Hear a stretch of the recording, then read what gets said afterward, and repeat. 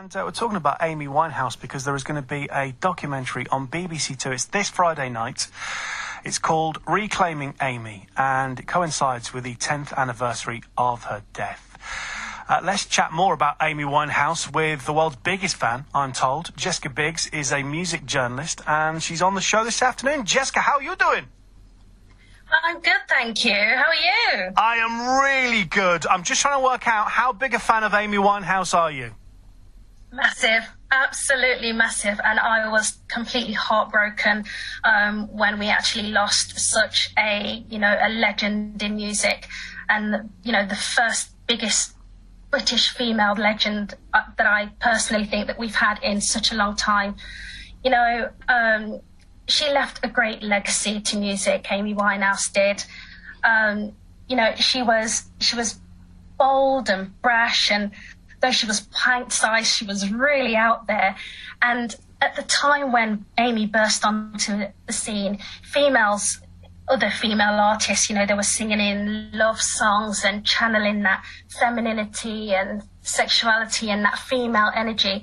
But when Amy came on the scene, her music was raw, it was strong, it was very fierce. And so although she came across in interviews when you would see her as she was shy and insecure, boy, was she fierce and alive when she was, channeling that through music. So she could cuss you in one sense, but then in another song she would be meek and mild and lost, yearning for love and acceptance.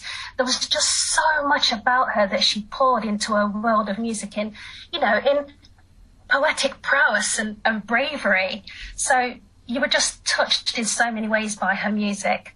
And that's what I really loved about Amy, whether it be the actual music that had that ska, reggae, old-time flavour, or a bit of jazz and blues, R&B, or maybe, sometimes it's just her voice and the lyrics that really come through to you. So it's a sad loss to the industry, really. But thinking that people did actually recognise that when she won 6 Grammys. Wow. And she really cleaned up for a British female artist and really made you proud to be a Brit and be a female at that time. So, she won Best New Artist, Pop Album, Song of the Year. There was so many, and it was well deserving because that Back to Black album was amazing. It's one that I still listen to this day. There was just so many songs, great songs on there. Tears Dry on Their Own, which you just played, and I was bopping along to. Yeah, I saw that. I saw.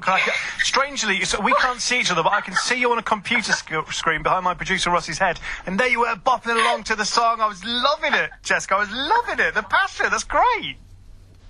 I really do enjoy her music, and sometimes it's not only just about the bopping around. Sometimes when you're feeling a bit, I don't know, you're just feeling a bit melancholy or something, and you'd stick on an Amy song, and it can really bring you up, like Back to Black.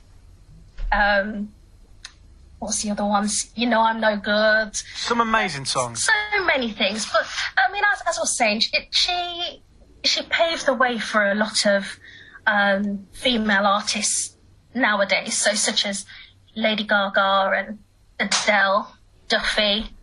I think that without Amy trailblazing the way, that those artists wouldn't have found or being able to take a bit of that spark and then make their own path. Well, do you know, Jessica? So I think she's amazing. I was going to ask, because of course you are a music journalist. Do you think any other female artists come close? I think everybody has their own lane, really. And so while Amy is she's in the fast lane, whether that be her music or her personal life. And it's not one that can be touched, I don't believe, or I haven't seen it yet. Whitney Houston would come close, I would say. But as I say, every female has their own lane. Adele, she brings something completely different, although you can see similarities within, you know, her music to Amy's. I mentioned Lady Gaga. Again, no, I think each female that is out there at the moment that are really trailblazing the way have their own uniqueness. I don't know if you've seen, and I've talked a lot about it whilst doing shows on the BBC. I talked about the documentary, which must have been a few years ago, called Amy, which doesn't paint the best picture of her father, but it would seem this documentary on BBC Two this Friday night is going to paint a different picture from her father. So, have you seen the documentary, Amy? I saw the first one, yes, yeah. And your thought, because obviously this is going to paint a completely different picture by the sounds of it. Okay, well, I mean, I can't really comment on the two because I'll need to see the one that's coming up to be able to cast that comparison. But the documentary that did come out, and it didn't paint Amy in a very, her father in a very good light. I actually had met him at an exhibition for Amy in London quite some years ago. And, you know, he didn't seem that way. He was very protective of Amy, I will say that, and of her legacy, just as any parent would be. So I think he's had a rough time in the press from he can't do right for wrong, I think. All right. Well, look, Jessica, thank you so much for being on the show this afternoon. You have been incredible. Particularly, I want to see your head bop again. So what's your favourite Amy Winehouse song? We'll play it for you. Well, my favourite one is Love is a Losing Game. I really love that song. You know, it's got a line in it, over futile odds and laughed at by the gods.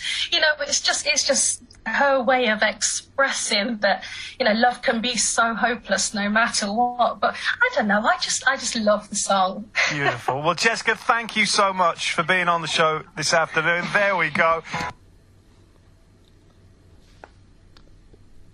And we're talking about Amy Winehouse because there is going to be a documentary on BBC Two. It's this Friday night.